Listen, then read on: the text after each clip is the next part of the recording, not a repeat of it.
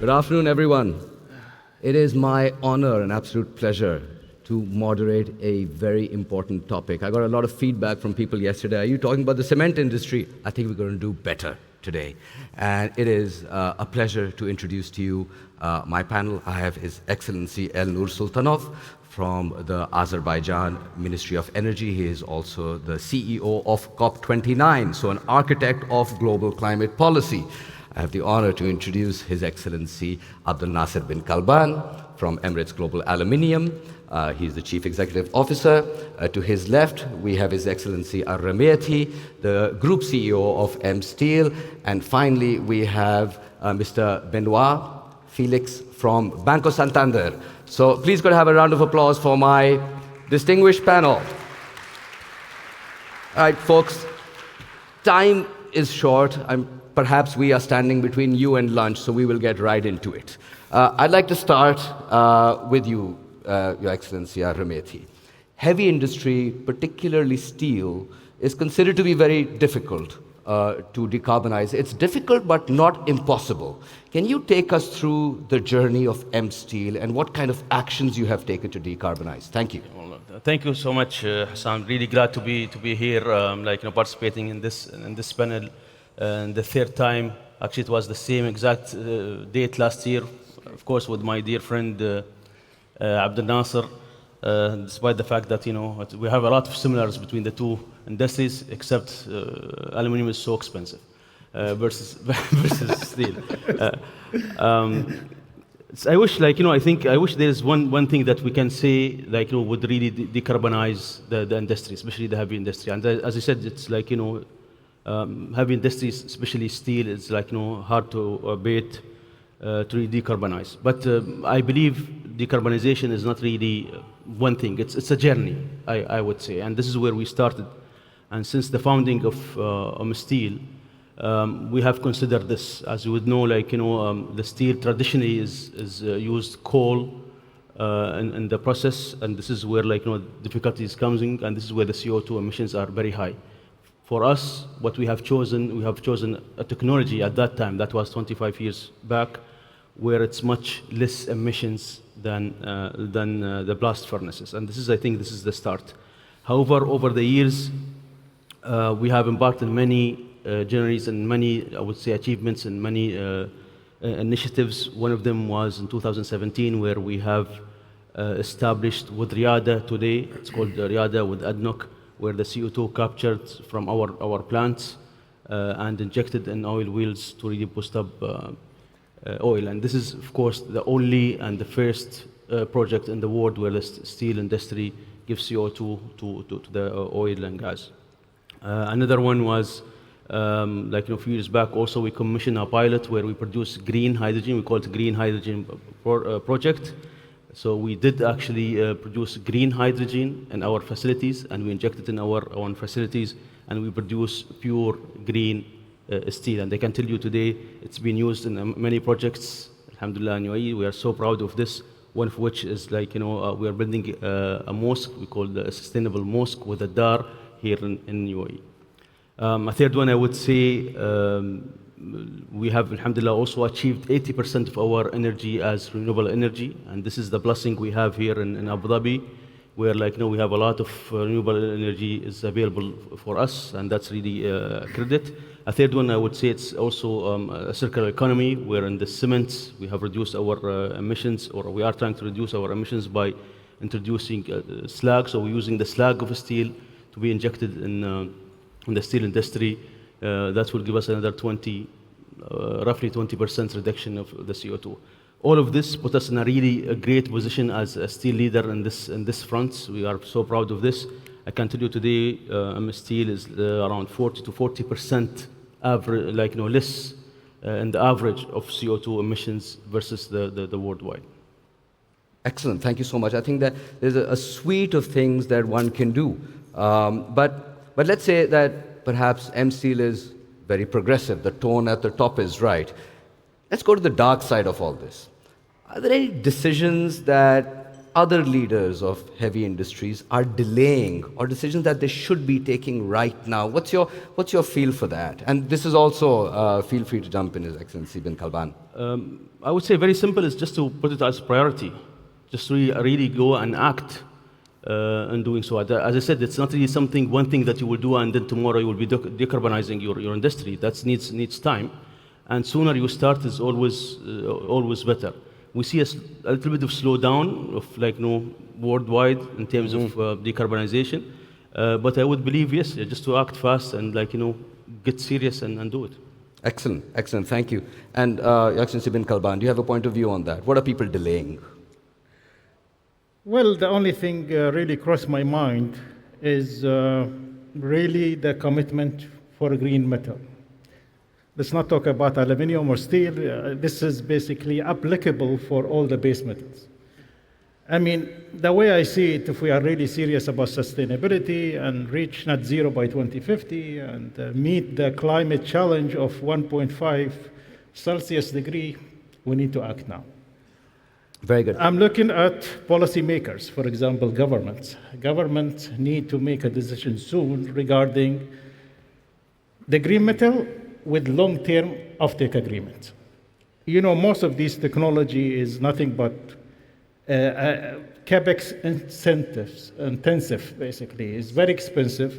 The return will take very long time. Maturity, I believe, has been mature, has been approved by a lot of engineering firms and a lot of lenders. The problem with this technology did not enjoy the scalability of it, and that's why it wasn't really commercialized. I get it. I would like to take you 2011, when in Dubai, we started the journey of solar investment in the Emirates. And smaller project, I was personally involved on it with DEWA and other Dubai entities. We start building 13 megawatt solar, very small, and that was the foundation of Sheikh Mohammed bin Rashid Solar Park. Very expensive, but we said, let's try it. Let's see how it goes. We have checked it. The delivery was good. It's more than expected efficiency, and from maintainability was excellent. Then we start working with DEWA and also the Energy Council of Dubai that how about if we go ahead and scale it? Then we went ahead with 200 megawatts. Then we said, it's still expensive, so what else the government can do? So we proposed to the government to guarantee the offtake. Did they agree? Of course. So guaranteeing anything guarantees, I'm sure the banks will like it, and they will give you very cheap rate at what they call it, and long duration as well. And I think that journey, whatever we have learned in the solar project, and I'm glad we are talking the Sustainability Week in Abu Dhabi, and Masdar is the main sponsor here. They can tell you exactly what they are doing there. So I think if we want to decarbonize, I think we need to follow the same path of guaranteeing the offtake, whether it is solar or green aluminum or green metals. I think this is the only missing thing in the equation. The technology providers will like it. We will be happy to invest in decarbonization technology, and of course the bankers will love it. So why we cannot start these journeys, and why we cannot commit for a small green premium for our metal? I'm talking about something as low as 1 to 2%. Last night the CPI's index in the US was 2.7%. So 1%, it will help everybody throughout the supply chain, to contribute to save this beautiful planet. And I believe, if you ask me, what's the most single point missing in the equation, is this point. But we are doing overall wonderful jobs. If you compare us with our peers in the industry, as my friends here, Mr. Aram Eyti mentioned, we are also the benchmark for our industry. We are more than 41% lower than the average. And with the new initiatives we have, whether in recycling or whether in importing renewable power from the grid, we will be able to at least decarbonize 50% of our facility here in Abu Dhabi. Inshallah. And we'll be saving Abu Dhabi emission at least 3.5 million tons of CO2 only from one initiative per year. Excellent. I think that's very positive, and thank you very much for laying out what sort of steps EGA has taken and the benefits. But let's talk about, from your leadership perspective, there are some levers that are discussed a lot, don't deliver so much, some that are perhaps underestimated, can deliver a lot. What are your thoughts on these, Your Excellencies, if you'd like to shed some light on that? I think some of the technology being discussed so many times is, I'll say, the carbon capture and storage, and also the green hydrogen. I mean, we've been You say that's underestimated. No, I think it's Overestimated. Okay, very good. You heard it here, folks. We haven't really utilized them to the great extent. Okay. For the reason I just mentioned. But the one being underestimated and under-discussed actually is the solar and also the digitalization of our processes. Of course. Industry 4.0. Of course. It's a lot of low-hanging fruits here. And we really did not push hard on it. I mean, we enjoy the best solar radiation here in the UAE. We still enjoy or held the record for the most cheapest power tariff in the world. I look at the Middle East is basically the hub for green energy, and a lot of things can be done in the solar panels. And in terms of industrialization, I mean, the UAE with our wise leaderships and the heavy investment going for AI and data centers, and we are committed basically for Industry 4.0.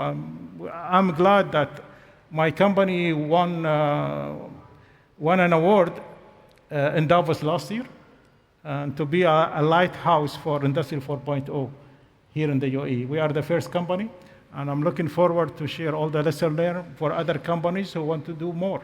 Mabruk. So we are committed for these two things, but as I mentioned, the big stuff like green hydrogen and carbon capture, without offtake, guaranteed offtake, nothing will move, and we will be behind in our journey and behind in the commitment for net zero by 2050. Excellent. And Ms. Aram Eyti, would you agree with that or beg to differ? Yeah, definitely. Well said. The only thing is, speed is also to reach is important. So we need to act now, and then we need to act fast forward. But I fully agree. Yes. Okay, excellent. So now let's turn to you, Benoit. Last year's been very interesting, and I'm not asking you to represent Europe, but give us your point of view. What has changed in Europe? What are your thoughts on that? Thanks for the question, and very, very keen to be here. Before answering the question, I guess, very quick snapshot on why we are here as representing Santander. Santander is the largest bank in the Eurozone, but most importantly is actually the #1 global bank in financing renewables. And as the title mentioned, the first step of every decarbonization play is actually cheap and abundant green energy. And as you mentioned, a lot of headwinds in 25. I think nobody had imagined the geopolitical movements we'd faced, the change of mindset from one day to another. But on the other side, 25 has been a record year for green energy globally. The number is not set yet, but more or less 800 gigawatts of new capacity has been installed in the world, which is an increase of 10% over 24. So I agree with my colleagues here that the pace of decarb is maybe not the one we were expecting, but it's a reality. The world is going through the electrification, and as you just mentioned, Middle East is actually an amazing hub. You have the resources, you have space, you have industries. So definitely, we clearly see a little more here. What has happened in Europe? Well, basically, to come back to some of the comments here is, I think the Europe has been probably too fast in the implementation of the target. So I think we all agree that the 2050 target is there. We all committed to get there. Now the path to get there is actually more difficult than what some politicians or regulators may have felt. And what we've seen this year is actually a reality check in some of the massive plays in Europe that face some problems. I mean, everything we say here is public. You've seen that one of the largest, or supposedly the largest battery manufacturers in Europe went bankrupt in 25. It has sent a very strong and bad signal in the financial markets. A lot of banks, a lot of financial institutions, a lot of public institutions as well were involved in this play. And it has somehow put a lot of pressure on those, I would say, new decarbonization play. And has put the light on a series of issues that my colleague just mentioned. So first you need time. It takes time to get from the pilot to the industrial size to the big scale. You need to prove the technology, and you need a lot of skills. It's not the same to build a green steel plant than deploying PV panels on the ground. So I think we have suddenly, I guess, realized that a lot of decarbonization plays were very good ideas, but they needed a lot of elements to be actually actionable. Okay. So, Benoit, on that, if I may, because I'm conscious of time, we had some very encouraging comments at the IRENA General Assembly from the Director General. But from your perspective, from a bank's perspective, what does the financing look like for 2026? Will it flow freely? No, I think very positive, because once again, we will add more and more renewables, and this is a trend that will stay forever. And I guess people start to realize that we need offtake. Okay. So we've been, looking at the stick regulations for many years. Now we need to look at the market, at the carrot. Okay. So we need people to pay the slight 2% premium. I know that. Excellent. So, but once you get the offtake, I think the rest will flow without anything. The secret word. Okay. Yeah. So from Europe, I think a carrot, a stick. We've gotten a great gift. The carbon border adjustment mechanism has landed on everyone, getting enforced from the beginning of this year. So my question to you, Your Excellency Elnur, is how do you see CBAM operating? Has it changed the way you look at things in Azerbaijan? And I'm asking you to have your Energy Deputy Minister hat on right now. Thank you for the question. So I am with the best available science here. So I believe that curbing greenhouse gas emissions really matters, that we should be targeting 2050 as net zero, and I think we should should be still targeting 1.5. It's reversible. So therefore, any move actually that helps in this regard, I'm kind of emotionally supportive of that move, and therefore CBAM for me is something of this kind. But at the same time, according to the letter and spirit of UNFCCC and Paris Agreement, probably the second most celebrated phrase is common but differentiated responsibilities, right? So we should be targeting net zero by 2050, but we shouldn't be forgetting this developing and developed country, I don't want to say divide, but grouping, right? The entire agreement was based upon that. So therefore, what we are seeing here, again, without forgetting my emotional and rational, in fact, support for any move that takes us to net zero, at the same time, now we have a group of countries that basically exported these greenhouse gas emissions to the rest of the world, to the developing world, and benefited as a result of it with their economic development. And now they are exporting the cost of mitigation back to the developing world, right? So this is double export. And I think this is what we mean by common but differentiated responsibilities. So, and back to the speaker before me, I think CBAM will be effective insofar as anything that is gathered, collected as a result of this is really rechanneled back to support especially developing world in terms of those activities mitigation, because these are very expensive actions, capital expenses, human resource expenses. In Azerbaijan, We calculated, although we are closest to European Union among all those three big trade blocs or countries in the world, our exports, we are talking about around 1% of exports that will be subject to CBAM. But at the same time, so at the macro level, it's not important. But at corporate level, there are certain corporations that they are hard pressed because as a developing country, you don't have the same access to finances. You don't have the same access to technology. You don't have the same access to human resources, right? So your basically cost is much more than what would be facing any corporation in the developed world. So in that sense, to me, once again, the importance will be how we are, again, carrot and stick wise. Any carrot, any income that is being gathered should be really channeled towards encouraging those corporations in the developing world. And last, I think we discussed with you before the session, really in Azerbaijan, our strategy is to make sure that we don't pay that difference in the border with the EU, but we make sure that any expenses, any additional value added happens within the borders of Azerbaijan. Excellent. So that it creates some kind of circularity and helps the economy. And on that, I'll turn, I think this is going to be my final question because I'm conscious of time, so to both His Excellency bin Kalban and His Excellency Aram Eyti, how are you seeing CBAM being major exporters from the UAE? Well, from my side, CBAM is nothing but another tax mechanism similar to 50% duty in America. People will pay the taxes. By the way, most of the duty and the taxes will be borne by the end user. Of course. All right. So who will decarbonize? I mean, instead of, let's say, applying a tax, as I mentioned, if you give me an offtake agreement for 10, 15 years, with small premium, it will encourage me to decarbonize with much faster rate, with much better financing rate, and everybody will win.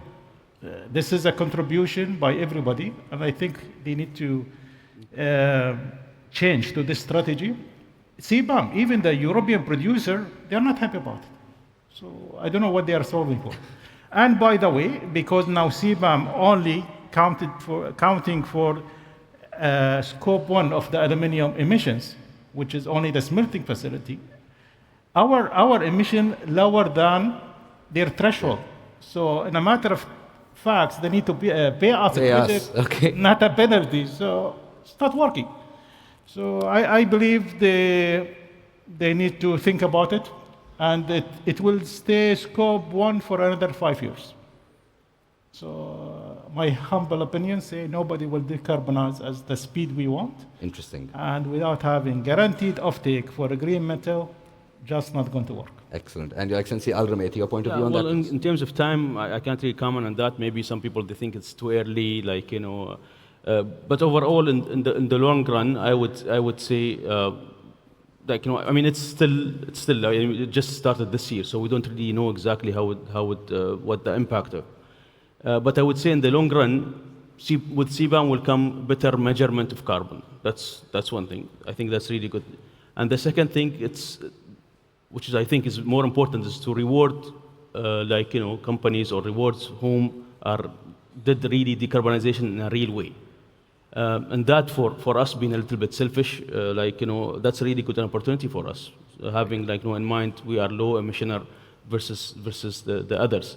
Today we sell in Europe, for example, we see, like, you know, the interest in terms of demand in our low carbon, I would say, products or sustainable products, and that yet to really be increased. That's in the long run, that's what I think. So for us, it's an opportunity. So we have a really good base, like, you know, to really benefit out of that. Excellent. Thank you so much. Well, that's all the time we have today, folks. More conversations to be had throughout ADSW. Please give a warm round of applause to my distinguished panel for their points of view, and I hope you enjoyed this conversation. Thank you so much.